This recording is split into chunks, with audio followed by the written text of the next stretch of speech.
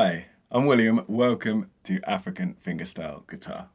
This is my second lesson in the African Fingerstyle Guitar series, and this time we're going to be looking at the tune Likambo Ya Ngana by Franco from the Congo.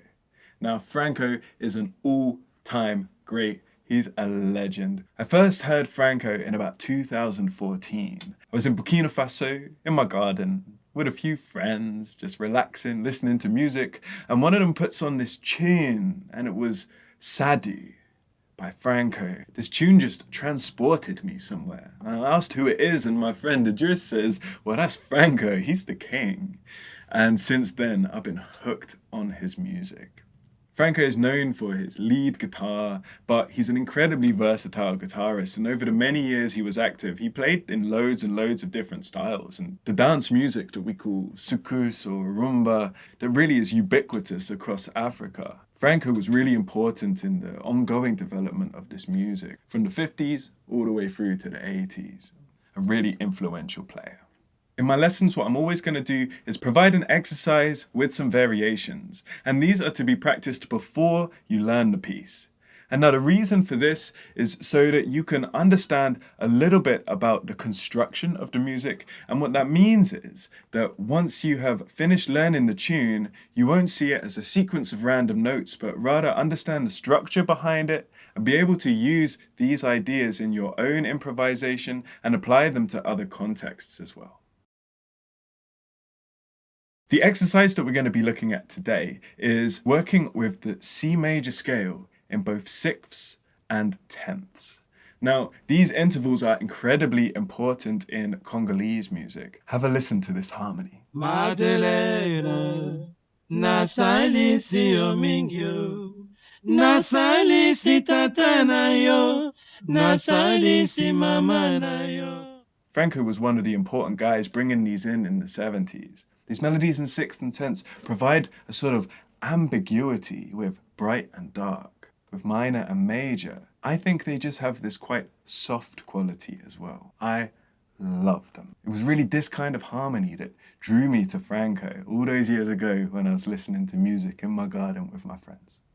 Earlier Congolese music used octaves a lot, inspired by Wes Montgomery. For an exercise of working octaves into your playing, I recommend checking out my first lesson in this series on a tune by Alifa Couture. This exercise we're going to begin by working with the C major scale in the open position and playing sixths. This is not a race, and you should play this as slow as you possibly can so that you can play legato with minimal string noise and perfectly in time. I strongly recommend using a metronome with this. Because we're normally going to be hearing the upper note as the melody note, when I'm naming the notes, I'm going to be using the upper note in the interval. So here, our first note is C over E. So I'll refer to this as C.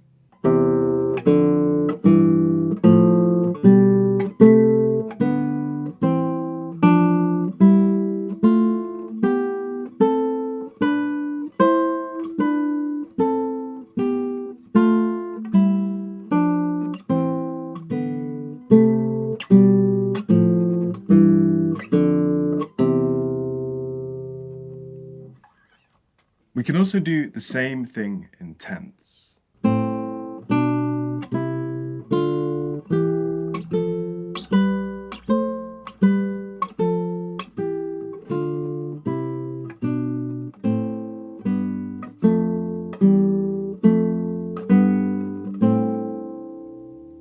Sixths and thirds are really closely related to each other. Now in the key of C, the sixth of the C is an A. C, D, E, F, G, A. But for the A, the third is the C. A, B, C. So the sixth and the third are related. Now the tenth is just a third up an octave. We can always convert between the extended notes in the upper octave by adding on 7. For example, a ninth is a second up an octave. 2 plus 7 equals 9. Once you're really confident with these two scales, we can now introduce some variations. The first variation is to alter the sequence of the notes in the scale.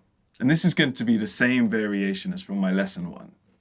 I think it's really useful to use these two sequential variations because loads of melodies are going to be formed from combining these two different ways of playing with scales.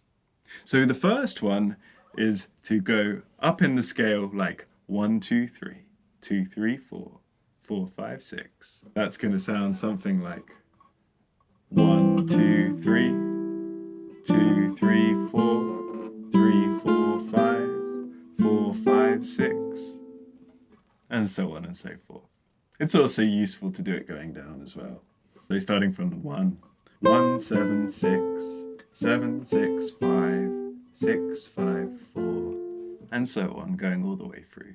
The other way is to go up in thirds, and what that means is we sort of skip a note and go backwards. So that's like 1, 3, 2, 4, 3, 5, 4, 6, and we can do that going backwards as well. 1, 6, 7, 5, 6, 4, and so on. Next thing we're going to do is introduce some rhythmic elements to these scales. There's two cool rhythms that are going to be really useful in improvising around this piece. And the first one is playing quarter notes on the bass, on the thumb, and triplets on the fingers. In tenths, that's going to sound like this.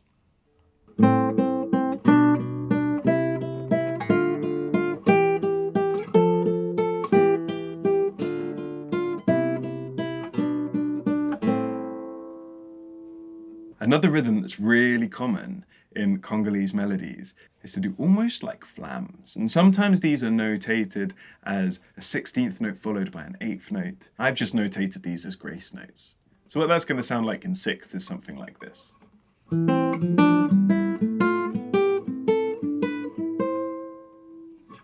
And back down.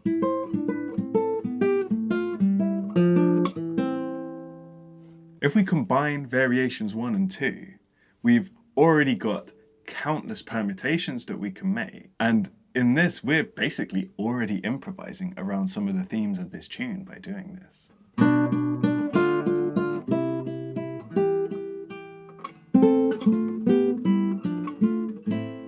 We've already got some really nice things we can do from combining those.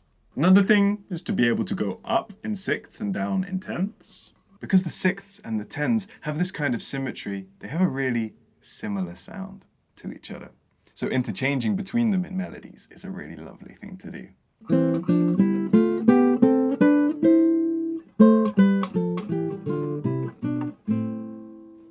Or the other way around.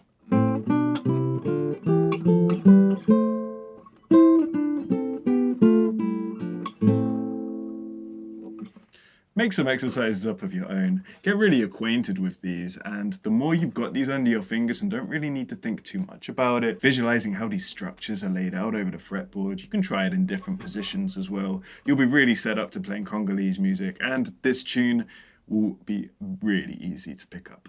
The final thing I want you to do with these scales is just listen to some Franco music, particularly that from the 70s, and try and work out some melodies. See if you can figure them out, and then play them in sixths or in tenths, and you'll immediately be having lines to put into your improvisations.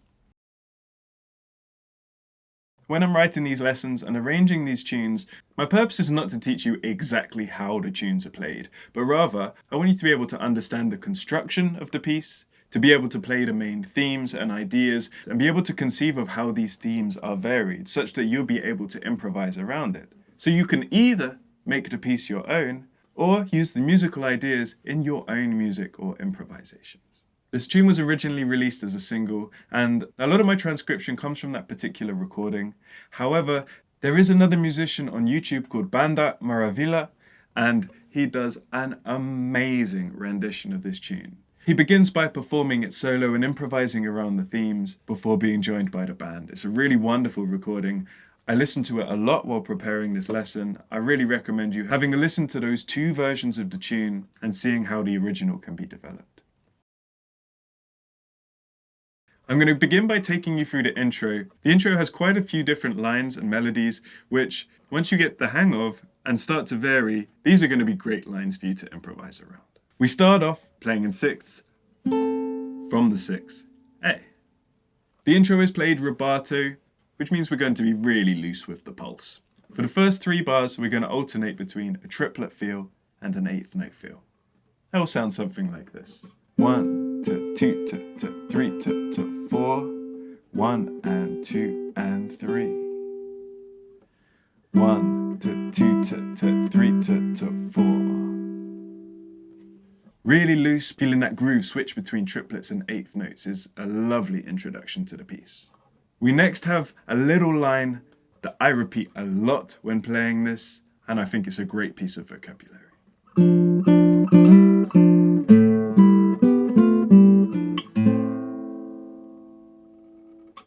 And again.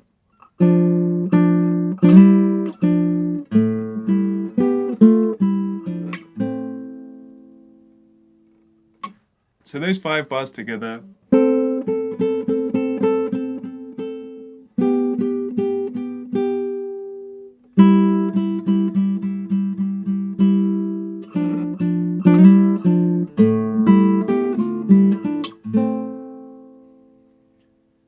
Notice how I'm missing out the 5th in that A minor. I've just got the A, and the C, the root, the octave, and the 10th.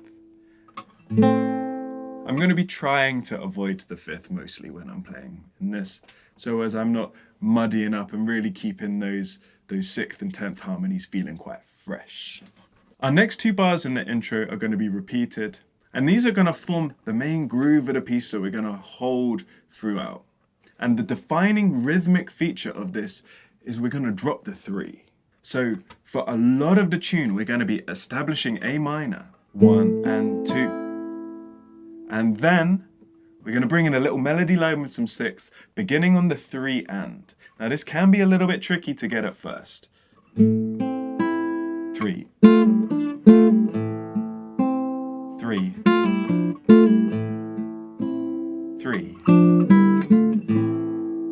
So feeling that 3 and then coming in on the offbeat afterwards. At first, if you're struggling to catch the line, recommend really trying to find that 3 and.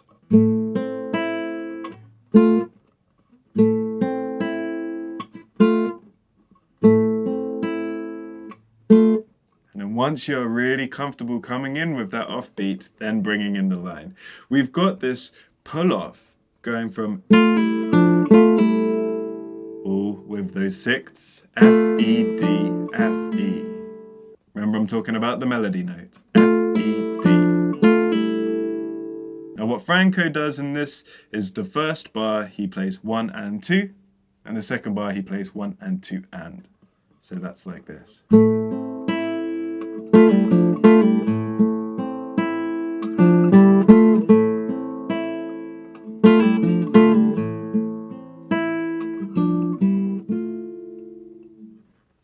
Take some time with that. If you can get that feel, you'll be sorted once we get into the refrain later on. After this, he jumps into another bit of rubato playing.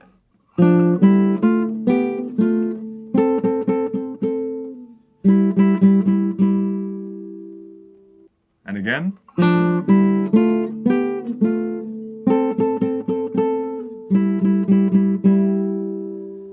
So we're going back to that triplet feel, but we've got a little pause before those triplets come in, just building that anticipation.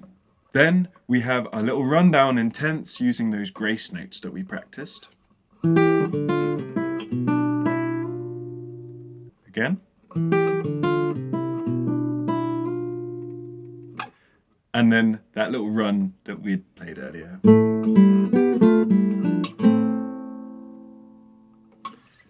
Next, we're going to introduce that triplets in the finger, quarter notes in the bass, going up in tenths.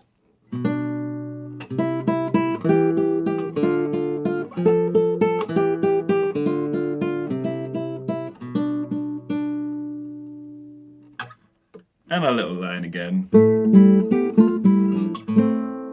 I just love that line. There's a little bit of just closing off the line.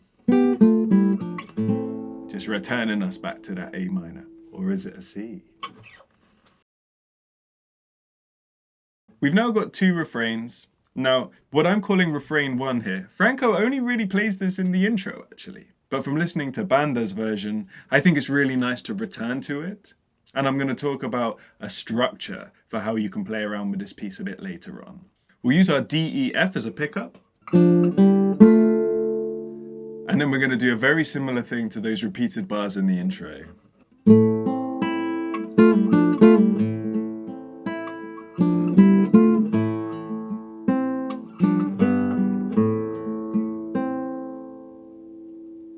That's really nice.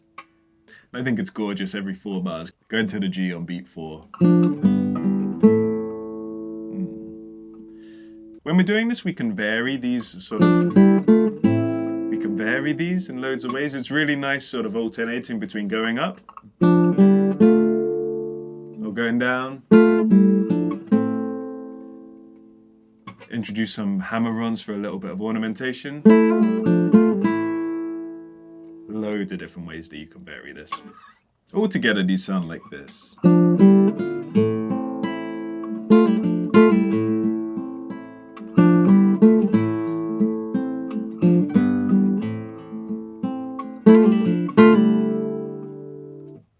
Then we can cycle that.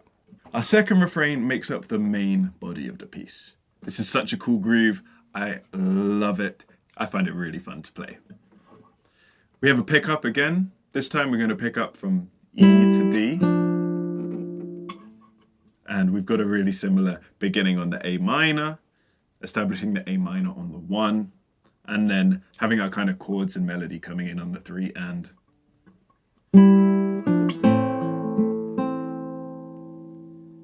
This next move's pretty tricky.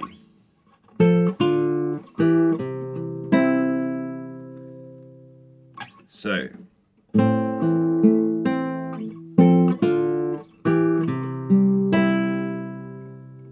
When building up to that, I would say it's perfectly fine to just play the 10th. So we've got the A minor,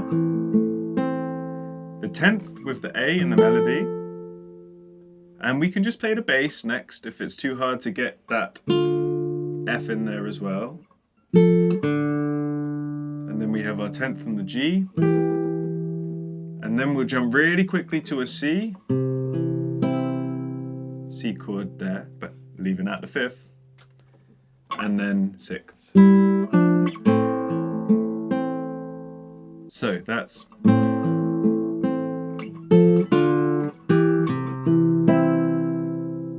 as the simplified version or in full.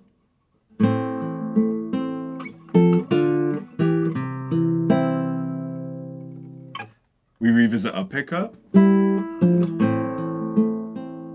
And then revisit the G on beat 4.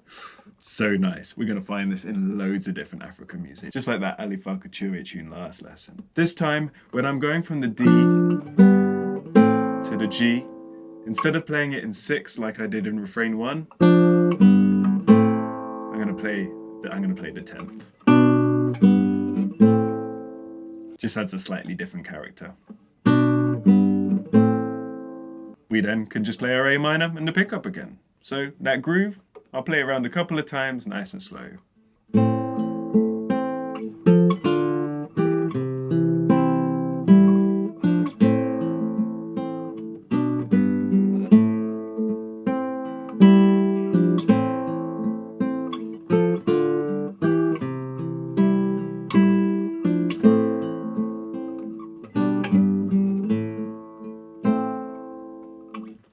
Now, that pickup we can vary with some other melody lines, particularly with the D and the F. Now there's this amazing one, which I think is in quintuplets that I'm not actually sure. Let me know if I'm wrong about that. But it goes something like this.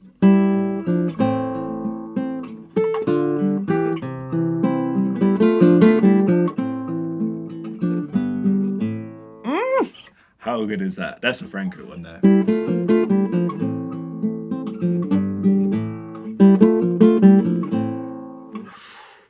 I'd recommend getting that one under your fingers. And all we're doing is just playing C major scale in 6. As you're playing this and working through these exercises, your ears will adjust to being able to pick up these lines. Franco and Banda make plenty of variations on these. Be super useful for you to transcribe these lines. That doesn't necessarily mean writing them down, but just working them out yourself, hearing those lines and incorporating them into your vocabulary. Finally, I want to talk about structure for improvisation. So this intro is cool to play it as it is. You can develop some of the ideas. You can be really loose with the pulse there, play it rubato. I then bring in refrain 1 and refrain 2, and then have a little improvisation in sixths. I like using the pickup from refrain 1 to go into a sixths improvisation, because that's what's done in the intro.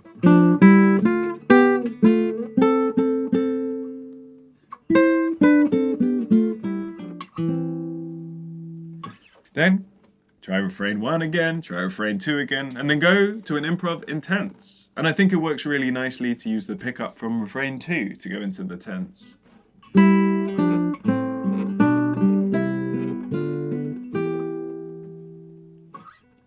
Finally, I think it's great to end on bars 8 to 10 of the intro. They make a really satisfying end to the piece.